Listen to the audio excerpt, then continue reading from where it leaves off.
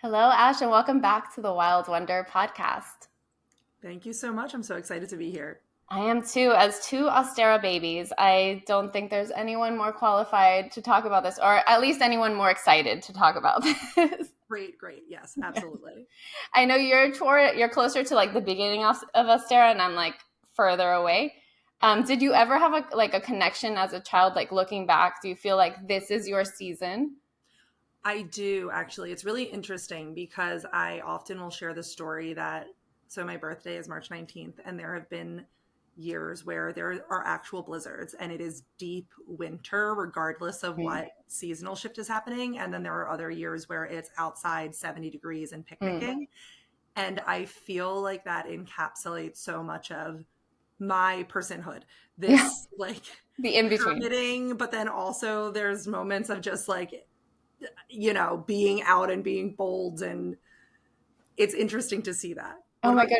You just spoke to my soul on that one. I was like, oh, yes. Because I have this like weird dichotomy constantly of wanting to hermit at the same time wanting to do all the things and be around all the people. Yes. And there seems to be like no middle ground, right? Yes.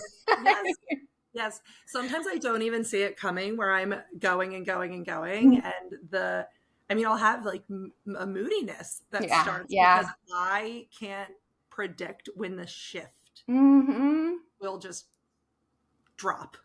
Yes. I'm very critical of myself with that because I do the same thing. I go 100 miles an hour and then all of a sudden I'll hit a wall and then that's it. I'm in a mood and I want to go home and I don't want to talk to anybody. And I'm sure it's much harder for everyone else around me to be like, what just happened?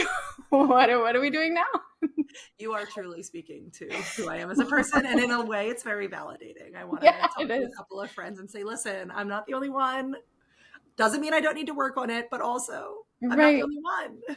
But I'm also very critical about myself in that moment. Like, oh, I was so high and now I'm like, ugh, now I don't want to talk to anybody. Like, who is this grumpy person? So I'm working on that too. I'm working on self-acceptance of that other role, that hermit role that maybe isn't as celebrated as much. I agree with that. Yeah, absolutely. And giving yourself grace is so important. And each other. Yeah, but this and you live up near Philadelphia, right? I do. Yeah, I'm in South Jersey. So you have South Jersey. Yeah, you have more seasons. I grew up in Miami, so people say we don't have seasons, but as a native Miamian who's constantly outside, I do feel the little shifts. And it's like, that's what I enjoy. I enjoy the energy in the air. That's like, for us, maybe it means like we're going to die this summer in 1,000 degrees, but it's like that little in between that feels so good. Absolutely. No, I was thinking that actually because so much of my magic is related to the fact that I live in a place with 4 seasons. And when I was thinking about where you're located, I want to just do more work and research around the fact that everywhere has seasons, whether it's certain flowers or migrating birds, or there are ways to see the shifts, even if it's balmy and beautiful all the time. I have family in Monterey Bay, California, where every time I'm like, how is it? How's the weather? And they're like 65 and perfect. What's the point in asking? The answer will always be the same.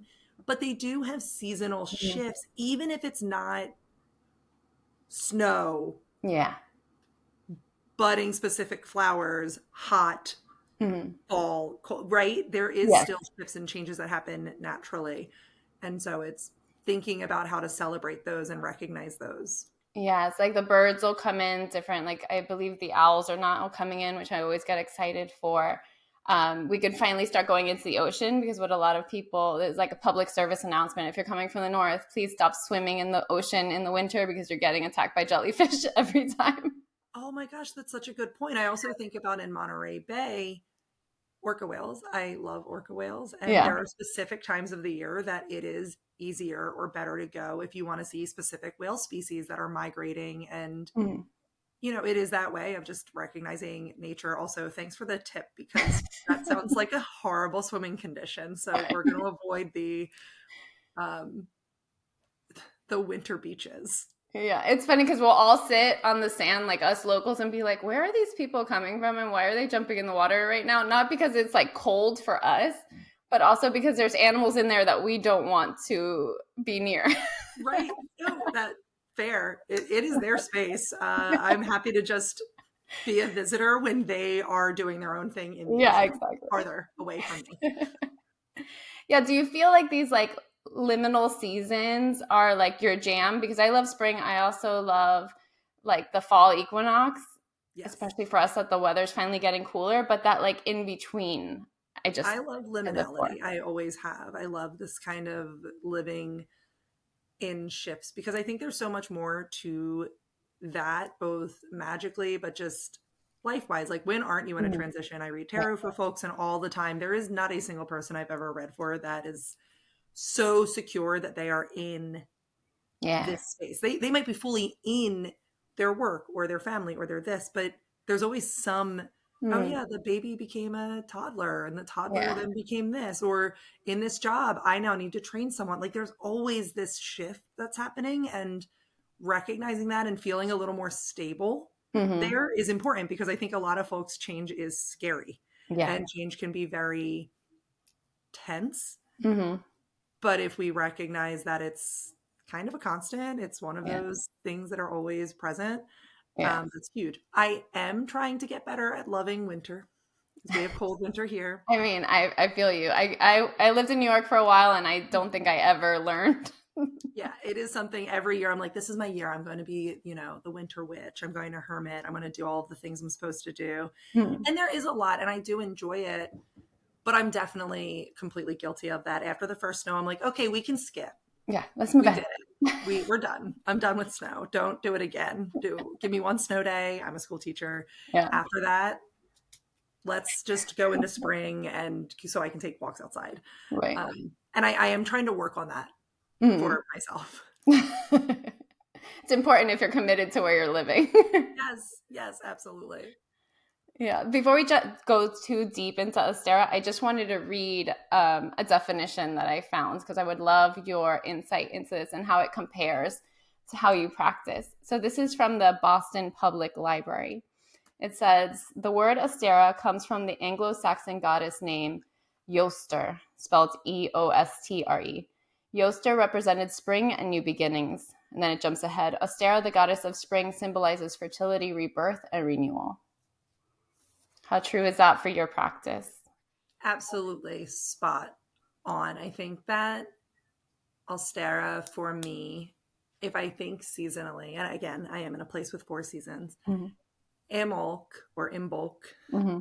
definitions argued, like pronunciations argued, Right. is this time of planning. You're still in winter, you're not Mm-hmm. really putting seeds in the ground because it's still cold, Mm-hmm. but you are thinking about all of your reflections from the past year and you're getting ready to take action. And Mm-hmm. Ostara is that time that it's putting that plan into motion. So Right. actually physically starting seeds. Like last week I started my seeds. I Mm-hmm. pulled out all my boxes and I got my little seed starts and I set them all up, and we're getting our new topsoil, and Nice. we're seeing the bees starting to come Okay. out because it is starting to get warmer. So we needed to make sure that we started treating the hives. And Mm-hmm. it is both thinking of what intentions I want to grow, but also actually doing the work, which feels a little different than Mm-hmm. the previous holiday where it's more the thinking Yeah. to it. Kind of the excavating, like figuring Yes, out like what is not working, what do I want to like leave behind. absolutely. What worked, what didn't. And Oh, that could be yeah. both physical. I tried these seeds and they fell flat, or I intended to watch my business do this and Mm-hmm. I invested in the wrong thing and that was really not the move, right? Yeah. It's just thinking Yeah. about that and then making it happen. And I think that goes so well into this definition of Ostara spring awakenings, Yeah. starting things up, actually watching things happen. So then what is your relationship to like the Gregorian calendar? Because there's so many people being like, I cannot like do a New Year's Day resolution because we're in the middle of winter. I mean, for me, it doesn't count. But for most people in the Northern Hemisphere, we're like, it's still snowing outside. How am I planning for anything? How does that compare for you? Are you able to plan something on the 1st of January, or do you stick more to the seasonal planning? I love that question so much. I think it's so complex because two things come to mind. One, if you think astrologically, the 1st of January falls in Capricorn season, which is your planner season. Right. It's your practical season. It's the making things happen season. But absolutely, I struggle. I really do. I have these intentions, and that's where instead of really making a resolution, it's a time for me to, in a way, take, I hate sounding so like money, but it's taking like the stocks and bonds where I'm actually Yeah, it's the thinking, material okay, part of it. it's the, yeah, like, okay, what worked, what didn't. I'm not going to really take action on anything yet, but I can at least be honest about looking at what went well, looking at what didn't. Again, whether that's finances or friendships, conversations I've had, ways that I'm still feeling really affirmed by people, or maybe not so much. And I need to think about what conversations did I have that either supported that or didn't. Right. And then it is truly, I mean, in book is the time where I said, in January, I do nothing. I just think. Right. 1st of January, Gregorian calendar, I think. Mm. I hit February 1st. I plan. I start writing some things down. I start actually taking all the stuff in my brain and making lists. And then it is, I mean, astrologically speaking, Pisces is the season of transformation. It's the crone. It's using all of this wisdom to then apply it to a new beginning, which is the Aries season.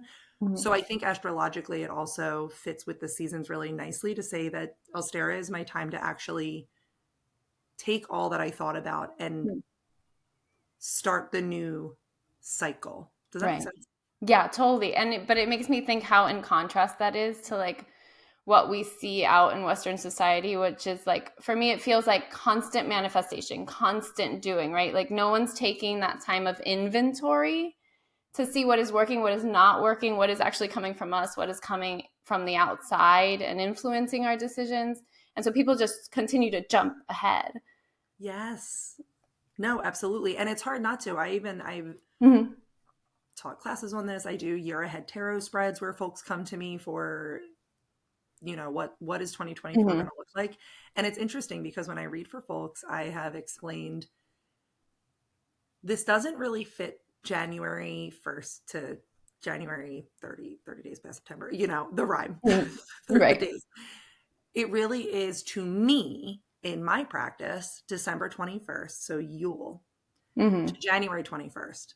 Because sometimes I'll ask, did that card feel like anything's already starting? And they're like, oh my gosh, you just explained the situation that I'm already in. I'm like, yeah, that's because this is totally not about it starting in 3 days. It's already here. Right. Because I'm watching those transitions astrologically. But in those spaces, I will say to folks, sometimes while we have the calendar, the seasonal calendar of rest, plan, act, reflect, rest, that's the season. Right. Sometimes an easier thing to do, and perhaps a future conversation, is zooming it in on the moon, because then it's a 28-day cycle that you can do that. And it's a little more practical. Unfortunately to me, societally speaking, we're not allowed to just not work. Right. The period of rest. That for most people, that's not actually something they can do. So they need to fit that in a different way for themselves. And if you look at it on a monthly basis in a lunar cycle, you can have all of those fit in a 28-day window. And that can get really funky when it comes to magical practice. For me, I think it actually fits nicely, but I think for others, sometimes they're like, one thing at a time.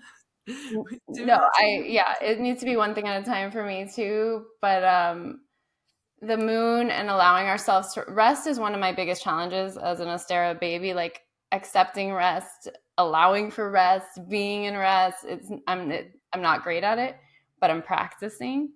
But giving ourselves the opportunity, being like, okay, maybe I still have to do ABC, but I don't have to add DEF to my day, you know? Like there's this much energy and maybe I don't have to overextend myself to do even more today because this is a rest day. Absolutely. No, I absolutely love that. And I think there are places that can fit in. I know it's a subtle suggestion that I throw out into the universe very often, which is choosing, maybe it's the new moon, maybe it's the full moon. For different folks would say that there's like the ideal moon to do this, but having just a day of rest. Technically, the new moon is when you're lighting your intentions, you're manifesting. That's your day of energy work. But full moon, for many folks, they'll make that when they do all of that. But theoretically speaking, that's a time of celebration. You did it. You achieved it. Right. Now celebrate, rest, and allow the waning to happen, to kind of cleanse and clean. And then you get to the next cycle. So your reflection period and then your new intention. Right. And that I was gonna bring it up later, but I think this is a good time that the tarot card, the Empress, like she's described. I have here my favorite book, Sally Nichols' Tarot and the Archetypal Journey. And I'm just gonna read the title of that chapter, which is the Empress, which is the Madonna or Great Mother. Yes. And what I love about that card, which is full disclosure, my soul card in this lifetime, is that she's not really doing anything. She seems to be resting, and things are being divinely created or divinely conceived all around her. Yes. Could you speak to how the Empress brings in that magic of Ostara for you? Oh, 100%. It's actually great that you mentioned. I have my little notes on Ostara, and the Empress was, when I was thinking about tarot cards for Ostara, it was the Empress, a couple of others, but she came up as the one. I think it's twofold. I think the Empress is a card that is both so potent and magical in this motherly, be that a mother or a creatrix, right? She is a person who manifests and makes life. And again, that can look in many different ways for people. But also, to your point, as I'm looking at, I have my Tarot for Change, which is Jessica Dore, using the cards for self-care, acceptance, and growth. Oh, I haven't read that one. Putting it on my list. Phenomenal. Definitely so brilliant. The image is her so relaxed. She is just sure that she can be both this creatrix and someone who takes care of herself. And this text talks a lot about how so it's very psychological, sociological in the writing. I hope I don't misspeak, but I believe Jessica Dore is actually a therapist and uses the tarot through self-healing. And one of the lines here is, because many of us grew up in homes where learning to regulate emotions and tolerate distress wasn't part of the cultural curriculum, we instead learned the habit of disassociating to cope, simply leaving the body when it becomes too much to be there. And I think so much about this idea of rest, because that can look like throwing yourself into projects, throwing yourself into things because stopping is scary. We don't know how to just sit. Yeah. And I think that fits Ostara perfectly, because it's a time that says you need to have both. And it's okay to be active and gentle. I'm obsessed with the term gentle. It's been my new soft, gentle grace. I think that I didn't do a lot of that. And quite frankly, in Aries season, it's so go forward, charge, make it happen. But that doesn't mean you have to be hard. Yeah. Well, you said something interesting, and I don't think maybe you meant to say it, but you said the Empress takes care of herself. Yes. You didn't say it takes care of everyone else, because sometimes mothering as a verb gets misconstrued as we are taking care of everyone else or everything else. And we're not caring for ourselves in the same way. We're being selfless. Yes. And we think of that even with nurturers. To be nurtured or nurturing. It's so similar. But I would like to think that to do any of that mothering and that nurturing, it's necessary to care for the self too. And I know we kind of, in a way, culturally, I think how do I say, we put on the pedestal people, women specifically, that are selfless, Mm-hmm. selfless. And we see it as this thing that folks are supposed to be trying to do. I am not a parent, but I think of the beautiful people in my life who are. And sometimes, occasionally, the toxicity that comes from, well, how hard are you working? How stressed are you? How much are you giving? And it's like, I think your kids want you to be happy too. Yeah. I think happy parents make happy children, and there's a way to love without completely piecing yourself apart. Mm-hmm. I was just thinking about this last 2 weeks because I've been working so hard. And part of that is my own desire to like see my creations come to life.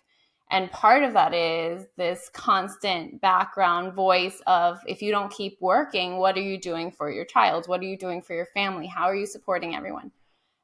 And I was so burnt out one day, and I was like, how am I supporting anyone like this? Like being this unhappy and this burnt out and this angry all the time because I don't have the time to just sit down and breathe for a second.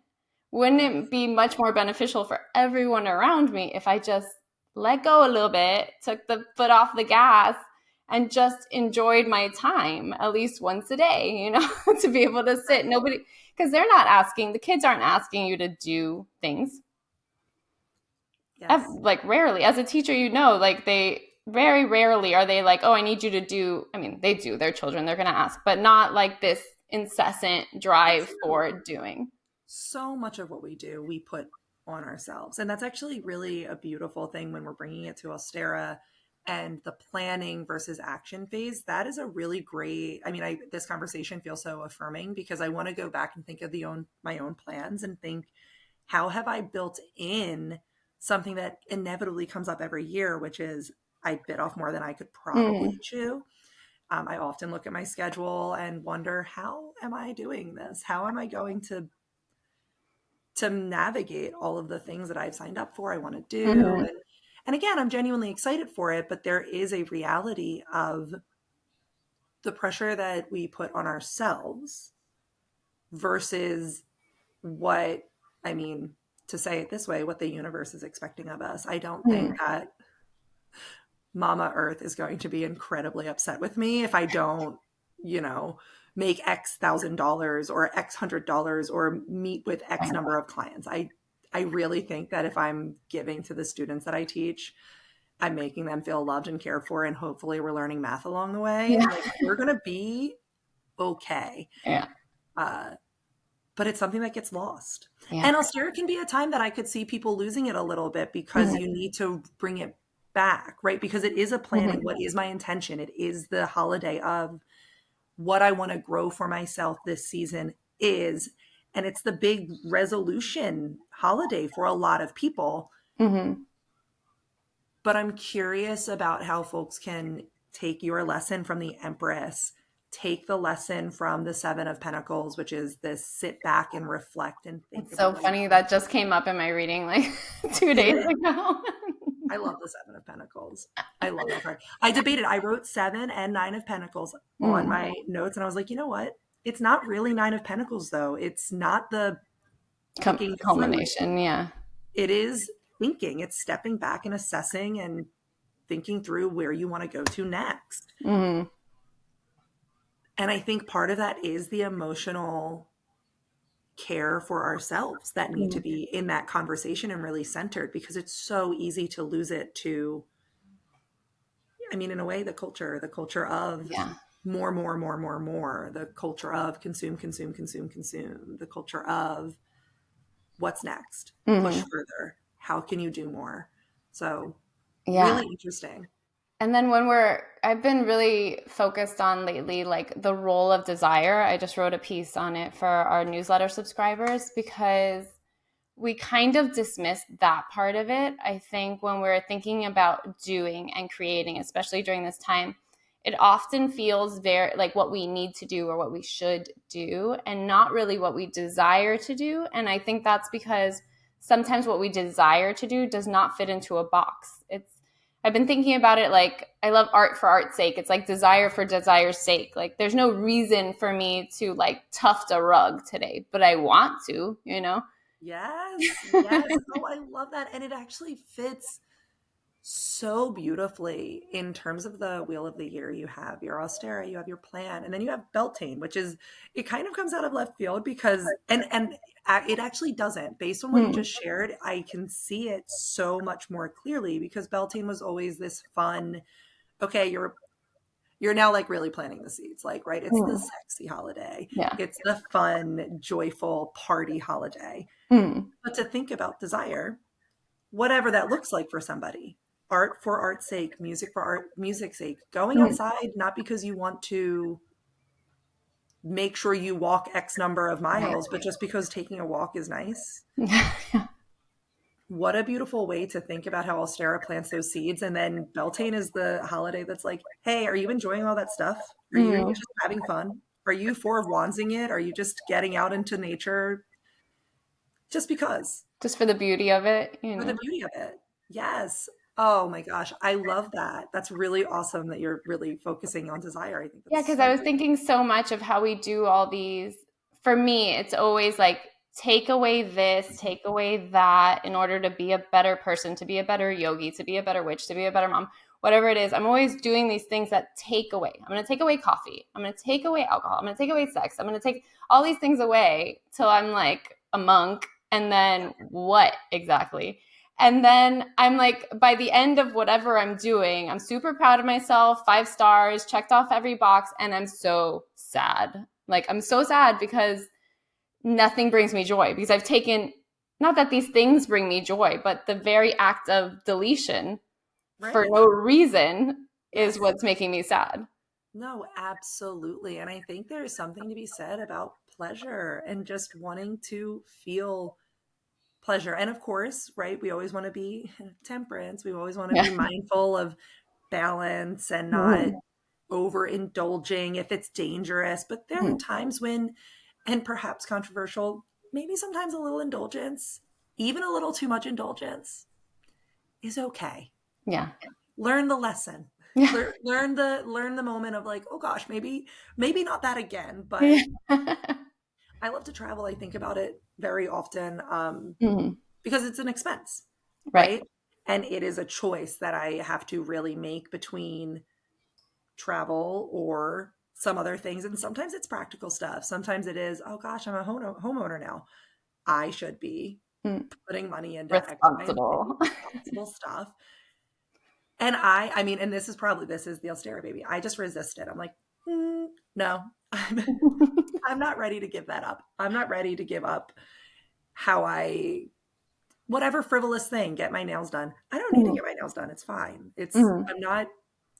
It's not an identity. I mean, I think a lot of people would assume it's an identity marker for Yeah. me because I always have them done. And it's important to me, but I realize it's just Right. fun. Right. But truly, because it brings me joy, I just am not yet ready to do all of the boring stuff. And now, of Mm. course, there are certain things that, yes, we have to make decisions because it's the most responsible thing. When a pipe burst, yes, Mm. we fixed the thing that needed to be fixed in our home. Yeah. But I actually had a conversation with my mom and I was talking to her about how oh, I should be doing this and I shouldn't be going here and I should have just did this. And she was like, Ash, for what? There are people who their joy, their pleasure Mm. is all of the things that you don't want to do. They love the renovation. They love Right. buying the new whatever. They love, like, that's their thing. Mhm. It doesn't make you childish. It doesn't make you less than if your thing is something different. Is your house functioning? Are you safe? Are you secure? That's what you need to really care about. And it was so eye opening for me that she was really giving me the permission Mhm. to just do the thing that brings me joy and also recognize that the reason other people make different decisions is not because they are more mature or further along in their journey. It's because that's what brings them joy. And that's Right. beautiful. Mhm. I love that for other people. I think that's amazing. I'm always like, "That's great for you." I'm going to be on an airplane, but Yeah, it's amazing to think how we've completely, well, I could only speak to us in the Western world, how we've taken out pleasure and desire from most things and just focused on like what we need to do, especially as adults. And we lose that. I think Ostara also brings me back to that like childlike play. It brings me back into like my child self. Like if I was a kid right now, what would I really want to do? Yes. Like sometimes it's just riding my bike around the neighborhood, and that's so much fun for me. Absolutely. It's really interesting too, the way that Ostara is leading up to Ostara is Pisces season, right? And Pisces is such a fascinating, I mean, I'm a little biased, but I find Pisces. I'm on the Aries side, you're on the Pisces side, yes. So we got the balance. I find Pisces to be such an interesting sign because when you look at the typical, you know, you're reading the astrology book, maybe not your super in-depth astrology book, but your 101, your how-to.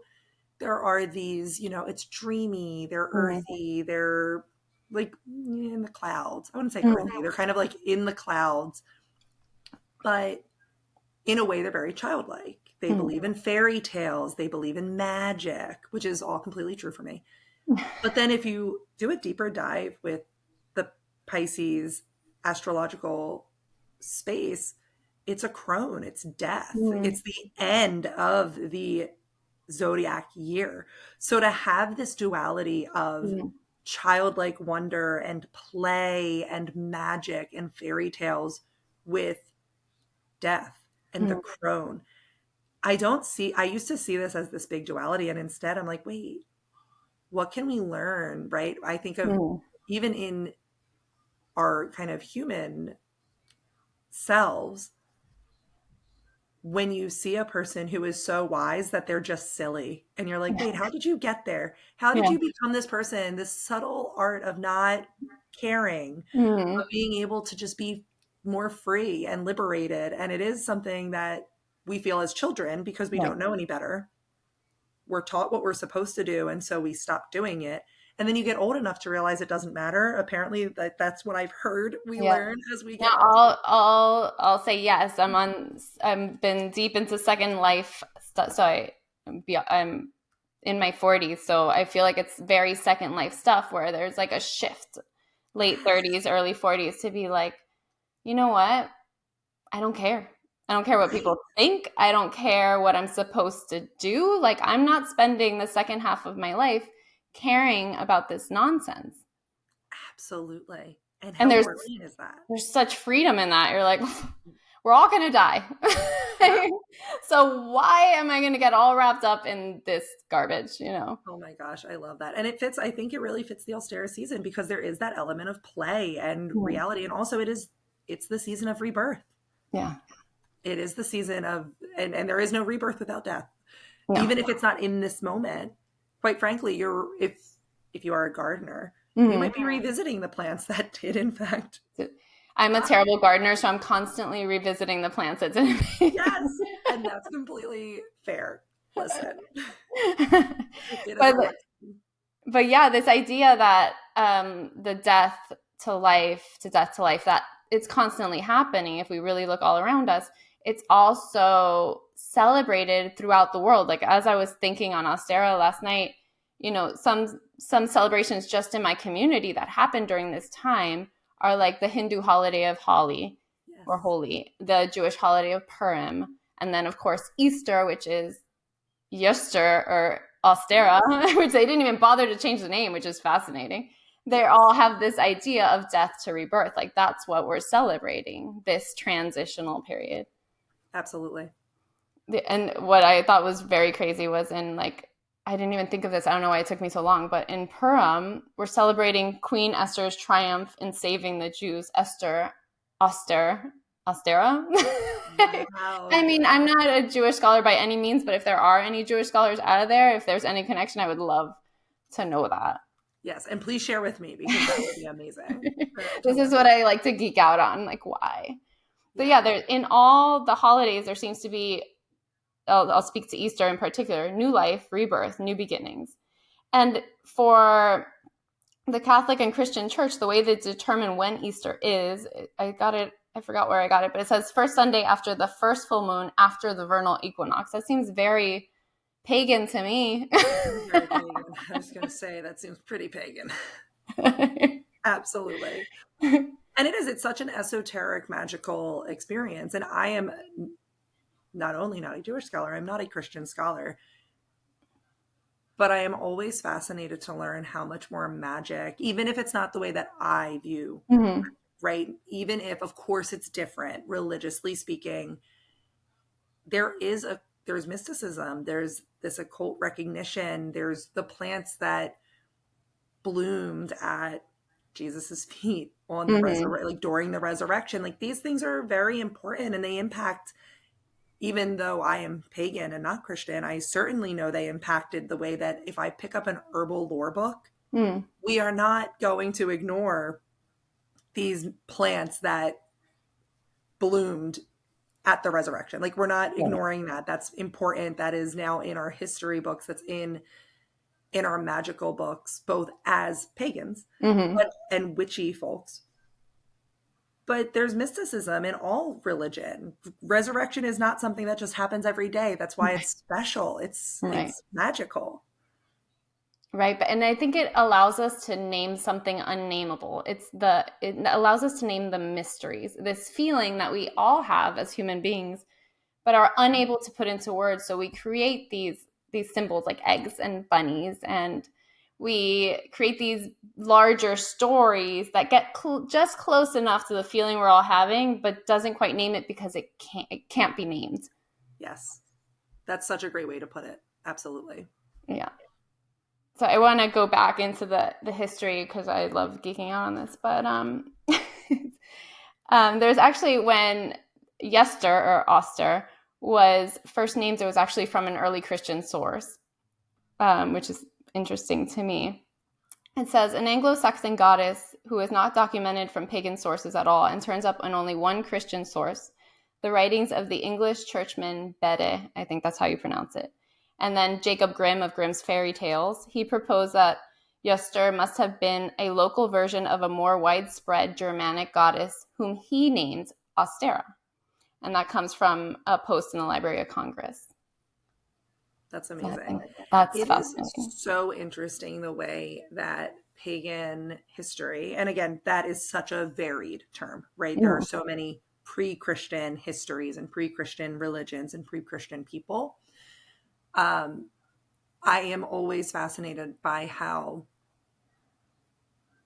some of our sourcing is just as limited as what it is. We know that a number of understandings of faiths that we kind of think that we know the mythology on. Like we are very sure that the mythology is this way because it's what it's always been.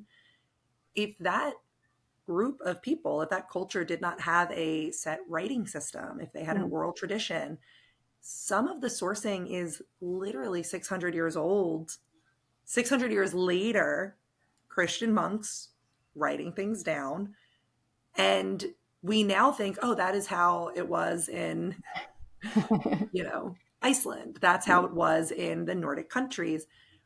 But there's this recognition that, of course, we can continue to do archaeological digs and research. And we have all of these brilliant people finding as much sourcing and documents to confirm or deny these beliefs. There's always going to be bias. Yeah.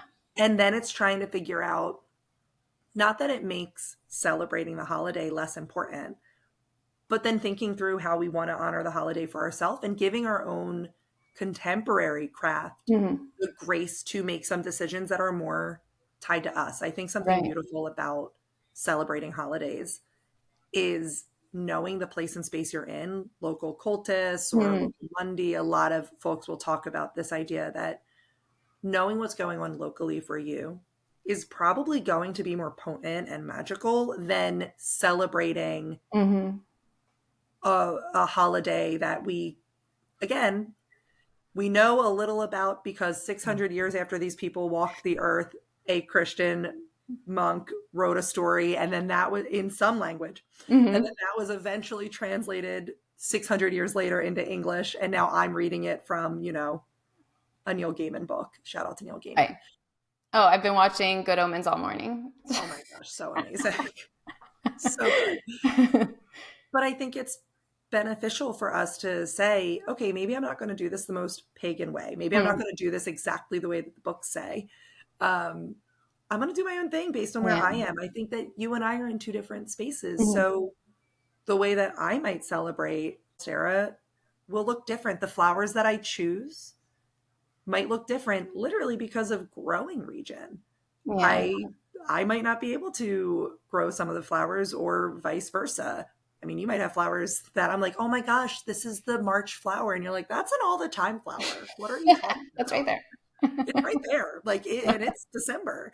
Uh, so of course we're going to have different perspectives and different celebrations because of that. Mm-hmm. It's interesting that you say that because I started deconstructing my own practice probably like, I want to say 8 years ago. But it's funny because in my brain, that meant going back to the source on my Spanish side. My family's Cuban. So I went back to what I could find in Galicia, Spain in like 1400, blah, blah, blah.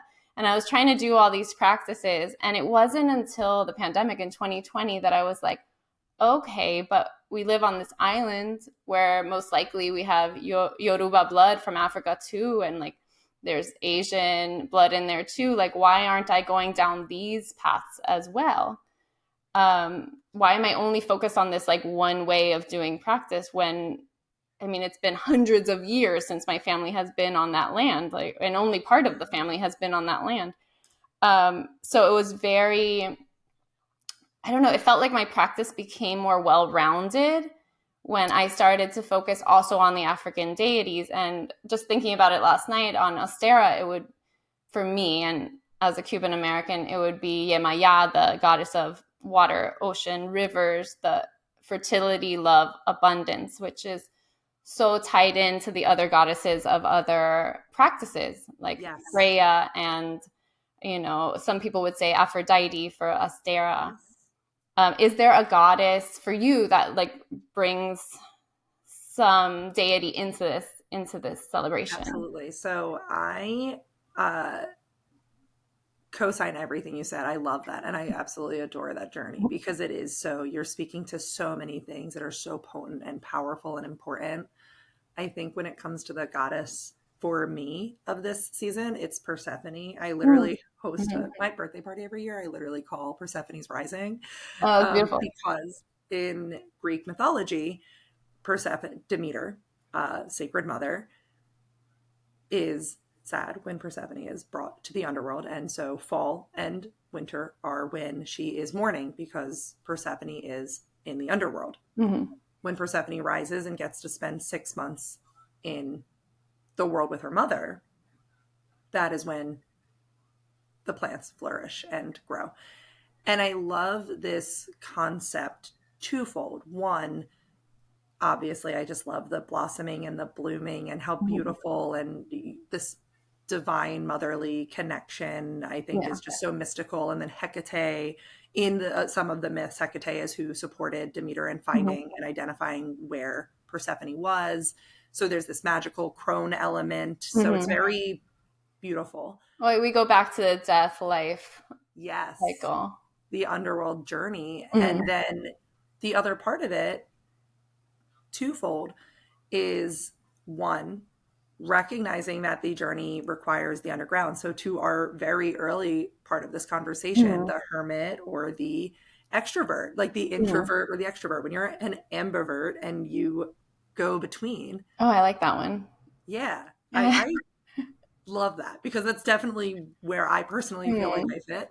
I always thought I was an introvert, and then all of my friends were like, Ash, you're a little soul searching. You are the most extroverted person we've ever met. And I'm like, I feel like I've had that exact conversation. They're like, "What are you right. talking about?" You see yourself very differently than the way the world sees you. But there's this element of being in the underworld and understanding that side of it because in so many of Persephone's stories, she doesn't mourn when she's in the Mm. underworld. She actually does her job. There are stories where she is the person kind of speaking on behalf of her and Hades. And sometimes even ones where you're like, hey, Persephone, you think that you'd be a little more chill? You wouldn't be tricking people? Like, what are you doing? And so I love the image of her, and I celebrate both for the autumn and the spring, this idea of Persephone's descent and Persephone's ascent into the world. And I find that to be such a beautiful metaphor, but also just something to celebrate, because I feel like there's never a cycle where I'm not on some underworld journey. Some part is dying to be reborn. Yes. I don't know why I'm thinking about this. Well, I do, but I don't. But Stephanie, the story seems to be having like a moment right now, and especially in like the smutty book genre, which I'm a big fan of. What do you think? What do you think the reason is that like we're so fascinated, especially now, and especially young folks like younger than me are picking up the story once again and imbuing it with new life? Yeah, wow, that is such an amazing question. So my initial thoughts are twofold. One, I think there's a way to see power when the story traditionally feels very disempowered, right? She is pulled. There's artwork called The Rape of Persephone. It is a story that feels very analogous to soul and disempowerment for women. So, and I've talked to a lot of people. I have friends who absolutely dislike the story of Persephone, and they do not get why I have like pomegranates everywhere and Persephone on my altar. They're like, but why? And I'm like, because one, if the story is as it was written by this man who wanted to disempower Persephone, because I will say that a lot of our myths are written by men, then I will honor that story, because many people experience incredible pain and still end up powerful. I often will refer to her as the Iron Queen. And the other part of it, though, is, and this is really interesting, something you might want to geek out about. There's a lot of debate right now on whether or not Persephone actually predates Hades. And if that's the case, the story is incredibly different. And she may have been an underworld figure that, through patriarchy, and again, I am not a Greek scholar. There might be a Greek scholar right now listening saying, what are you talking about? Stop it. We're going to write in.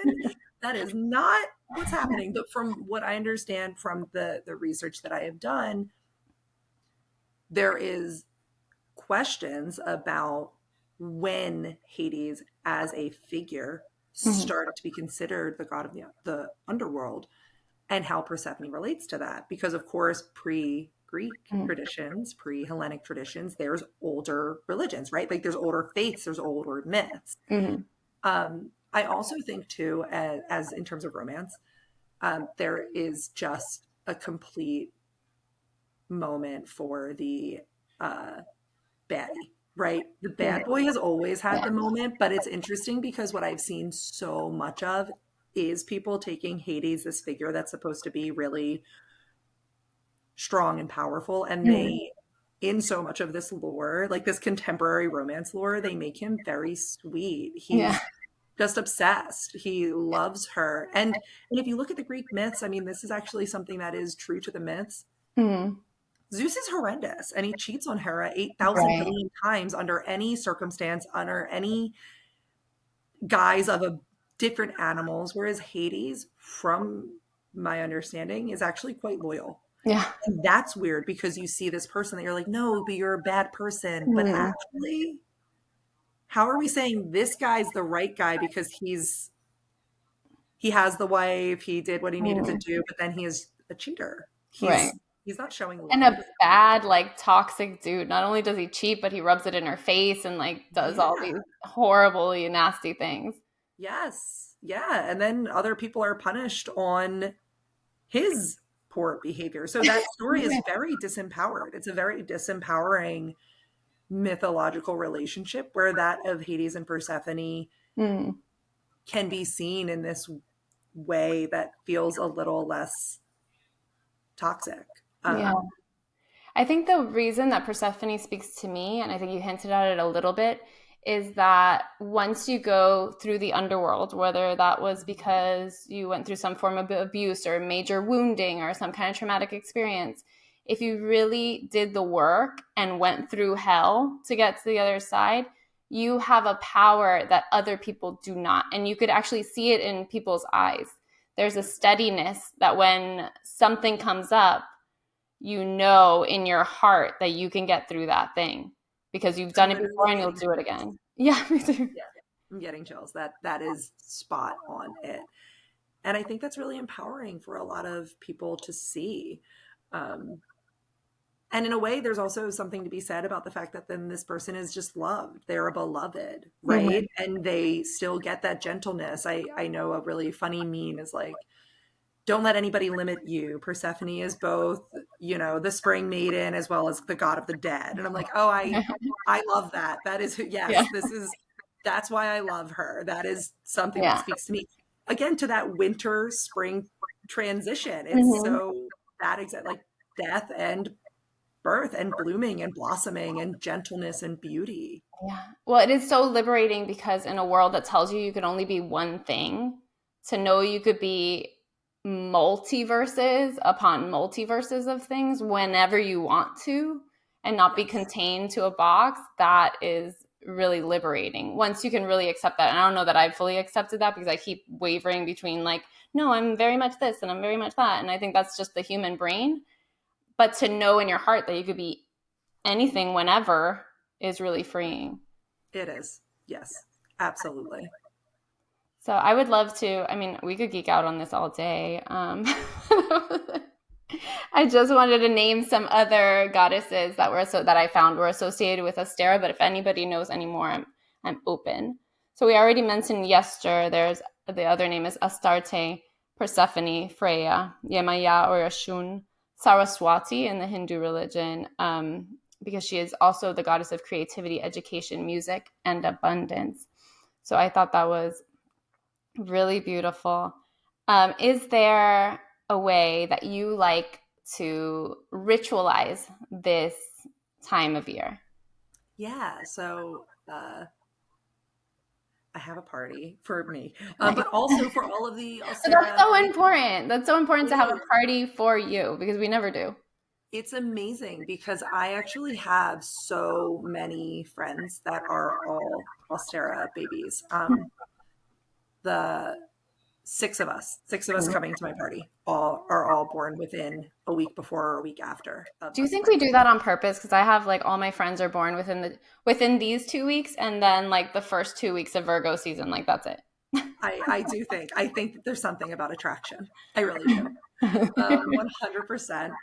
And I think that it's interesting to see. So, in that celebration, some of the things that I'm doing, it changes a little each year, but this year I'm having everybody bring seeds from their homes. Hmm. And we're going to just do not even a seed exchange, but just putting the seeds all together as like a collaborative look at who we are.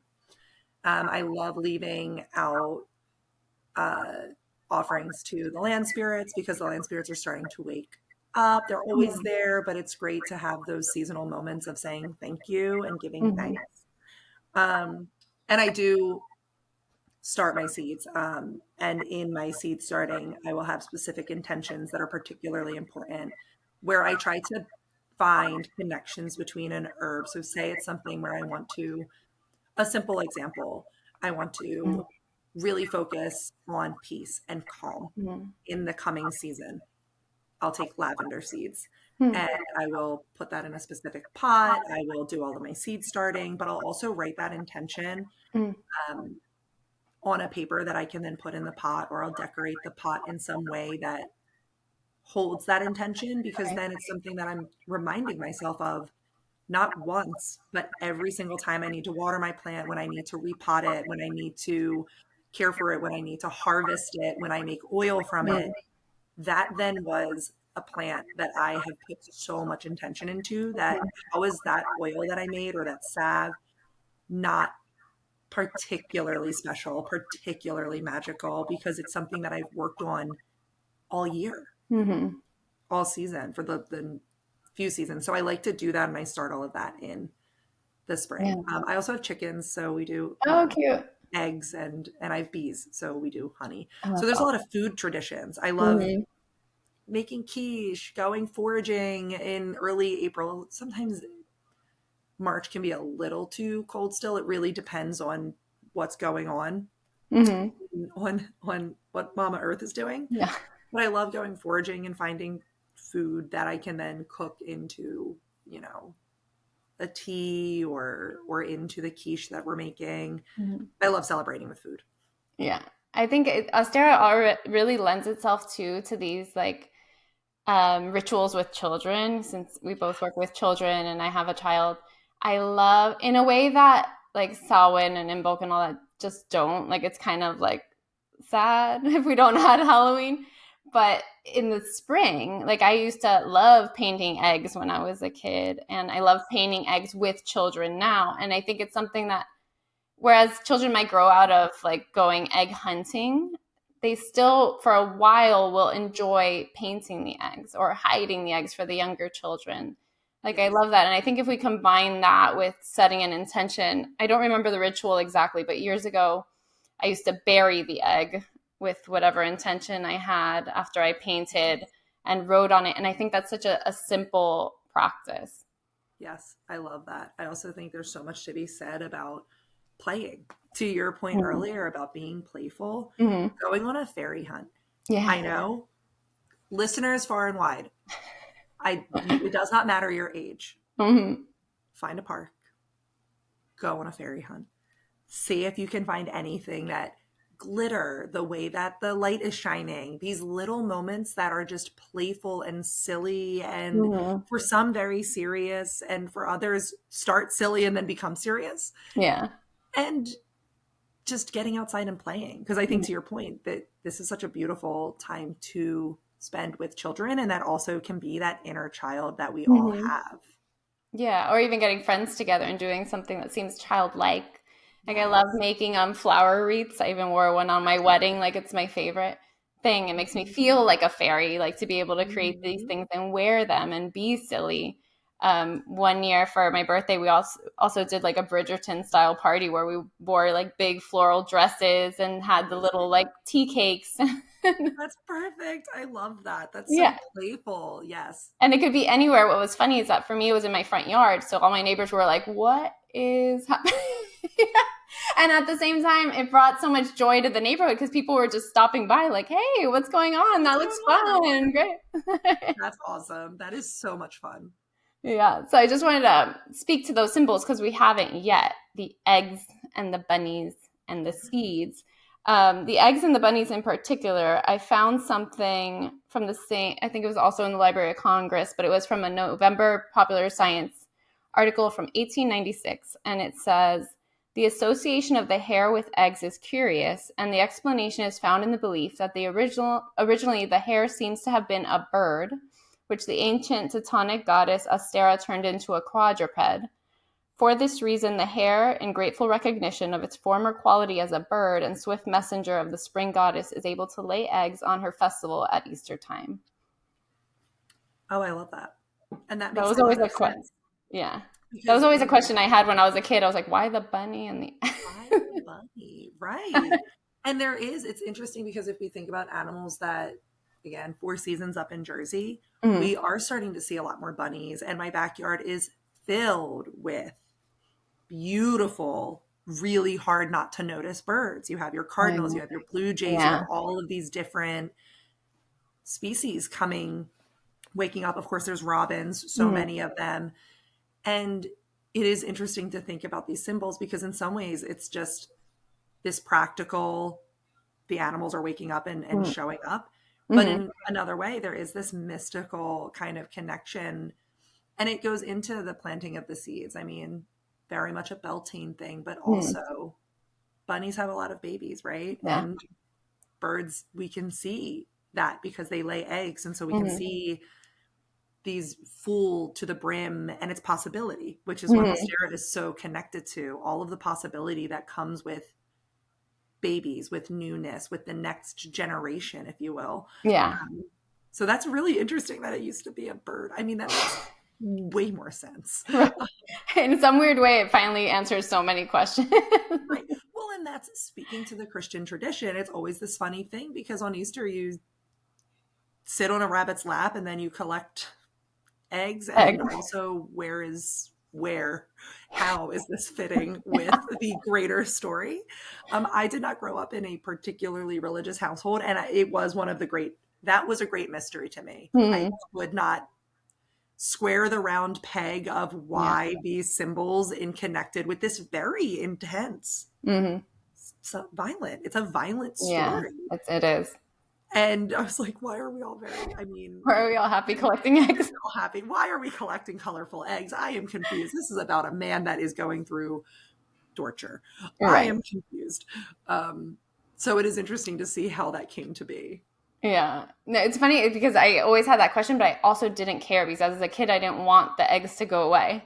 And it was always around the time of my birthday. So I felt like it was my day. It was the bunnies and the eggs day, and it was my day. Perfect.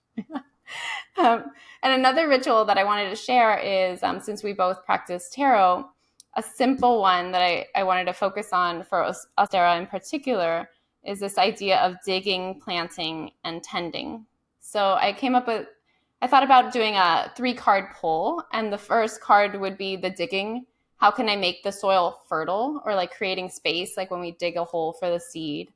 And secondly, the second card pull would be planting, which is connecting with our desire. Like, what do I really most desire?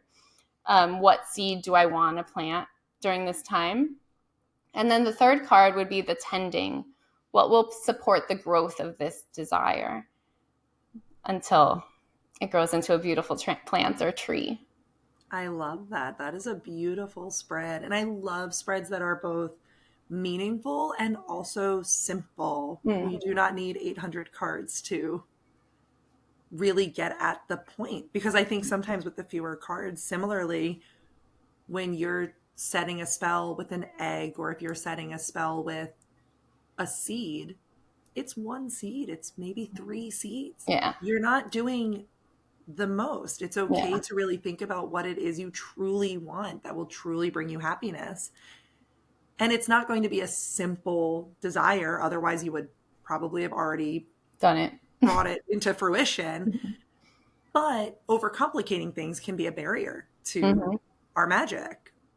Yeah. I always think of these, like when I see these overcomplicated rituals and tarot pulls, I'm like, I just look at it and I'm already stressed out. I'm like, so I need to collect like 20 different things. I need like 3 hours of my day.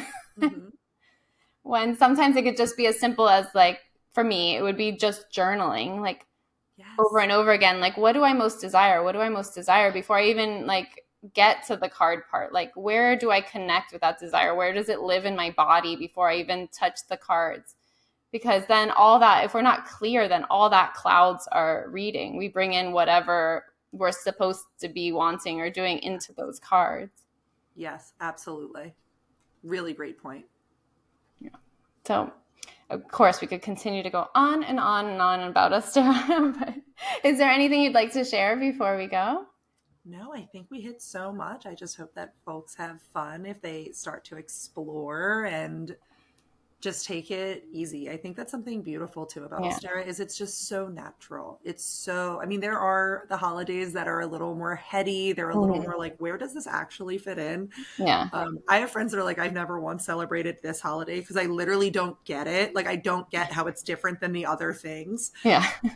But this is one that's so clear. Like, it's just a thing that anybody could really benefit from. So. Agreed. Amazing. So happy Ostara.